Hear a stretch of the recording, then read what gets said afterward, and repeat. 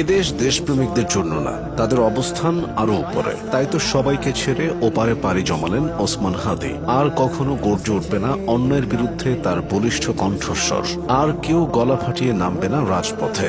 ধীরে ধীরে সব যাবে নষ্টদের মূলে। অথচ যোগ্যতা অনুযায়ী তিনি চাইলেই আয়েশি জীবন কাটাতে পারতেন বিদেশে। তার সেই শিক্ষাগত যোগ্যতা ও সামর্থ্য দুটোই ছিল, কিন্তু তিনি বেছে নিয়েছিলেন লড়াইকে, বেছে নিয়েছিলেন রাজপথকে। দেশের জন্য লড়াই, মানুষের জন্য লড়াই। গত এক বছরে ছিল না দুর্নীতির ছিটে ফোঁটা, শুধু চেয়েছিলেন এক নতুন বাংলাদেশ করতে।